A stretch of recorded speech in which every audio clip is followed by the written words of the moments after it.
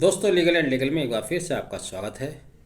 Supreme court की संवैधानिक bench ने आखिरकार इस बात पर मोहर लगा दी है कि यदि पति पत्नी के बीच वैवाहिक संबंधों की खटास इस कदर बढ़ जाती है कि उसको पुनर्स्थापित किया जाना संभव नहीं है, तब इस तरह की शादी को सुप्रीम कोर्ट द्वारा अनुच्छेद 142 में प्रदत्त शक्तियों का प्रयोग करते हुए खंडित घोषित किया जा सकता है। जी हाँ, हालांकि यह निर्णय आज 1 मई 2023 को आया है, जो कि सुप्रीम कोर्ट द्वारा एक ट्रांसफ़र पिटीशन पर सितंबर 2022 में सुनवाई कंप्लीट करने के बाद आज सुनाया गया है। यह ट्रांसफ़र पिटीशन शिल्पा शैलेश बनाम वरुण श्रीनिवासन के साथ साथ 5 अन्य ट्रांसफ़र पिटीशंस को सुप्रीम कोर्ट की संवैधानिक बेंच द्वारा एक साथ सुना गया था, लेकिन सितंबर 2022 में आदेश रिजर्व कर लिया गया था, जिस पर आज यह ऐतिहासिक निर्णय आया है।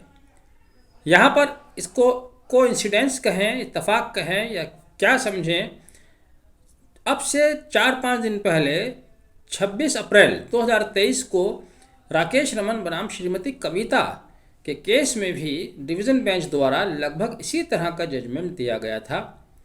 वहाँ भी सुप्रीम कोर्ट ने कुछ इसी तरह का जजमेंट दिया, लेकिन आज का जजमेंट उस जजमेंट से काफ़ी वाइड है, चूँकि जाहिर है कॉन्स्टिट्यूशन बेंच द्वारा दिया गया है। यहाँ पर सुप्रीम कोर्ट द्वारा कहा गया है कि हिंदू मैरिज एक्ट 1956 की धारा 13(1) सब क्लॉज IA, जो कि 1976 में इंसर्ट की गई थी, के आधार पर क्रूरता के आधार पर पति या पत्नी के द्वारा पिटीशन फाइल करके, डाइवोर्स पिटीशन फाइल करके तलाक ली जा सकती है।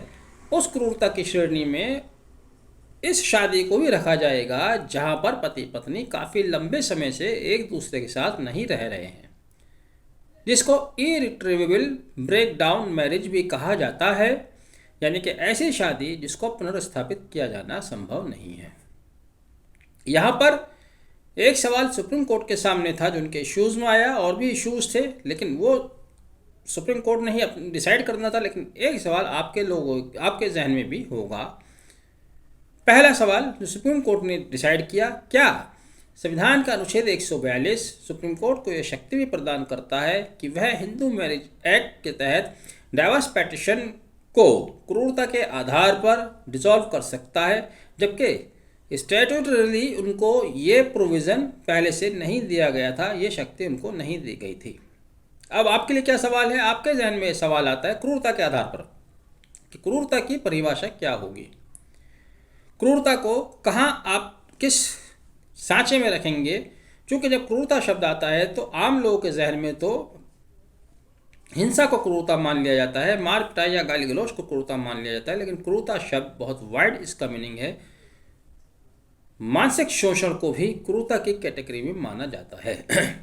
अब यहाँ पति पत्नी दोनों एक दूसरे से जुदा रह रहे हैं, एक दूसरे से बात नहीं करते, तो क्या यह भी क्रूरता की श्रेणी में आता है? इसी को सुप्रीम कोर्ट की संवैधानिक बेंच द्वारा डिसाइड किया गया है।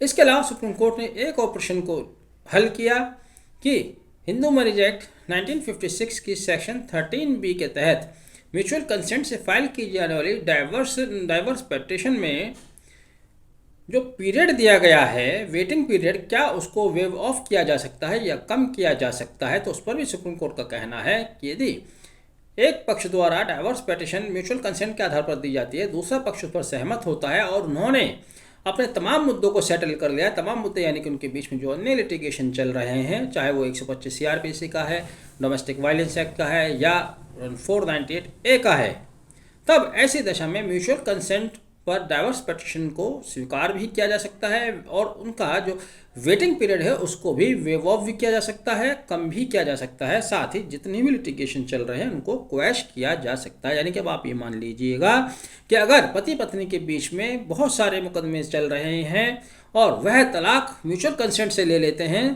तो म्यूचुअल कंसेंट से तलाक होते ही वो सारे मुकदमों पर भी सीधा प्रभाव पड़ेगा, वह भी क्वैश हो जाएंगे। यहाँ पर जब हम क्रूरता की बात कर रहे थे तो मैंने वो बात बीच में रह गई थी।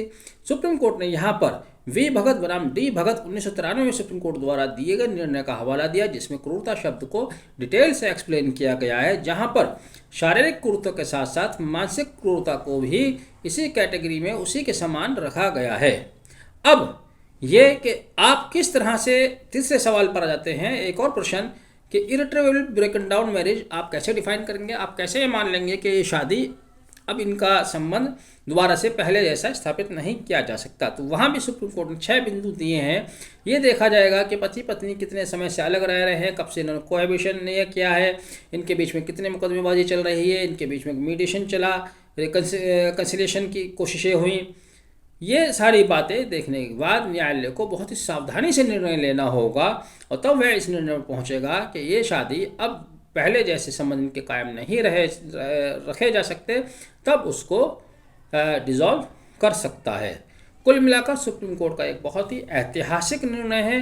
इस निर्णय के बाद से अभी तक डाइवोर्स पिटीशन के मुख्य आधार थे, या तो क्रूरता के आधार पर आप तलाक ले सकते थे, या म्यूचुअल कंसेंट से ले सकते थे, या किसी का पति या पत्नी 7 साल से अधिक की अवधि हो गई ये नहीं मिल रहा है उस आधार पर ले सकते थे, या पति ने या पत्नी ने दुनिया को त्याग दिया है उस आधार पर तलाक ली जा सकती थी। अब एक नया आधार ये जुड़ गया है कि अगर इरिट्रेबल ब्रेकडाउन मैरिज है, पति पत्नी बहुत दिनों से साथ नहीं रह रहे हैं और दोबारा से उनके बीच मधुर संबंध स्थापित होने की संभावना नहीं है, तब भी इस मैरिज को डिसॉल्व किया जा सकता है, समाप्त किया जा सकता है, विघटन किया जा सकता है। ये संवैधानिक बेंच का निर्णय है, महत्वपूर्ण निर्णय है।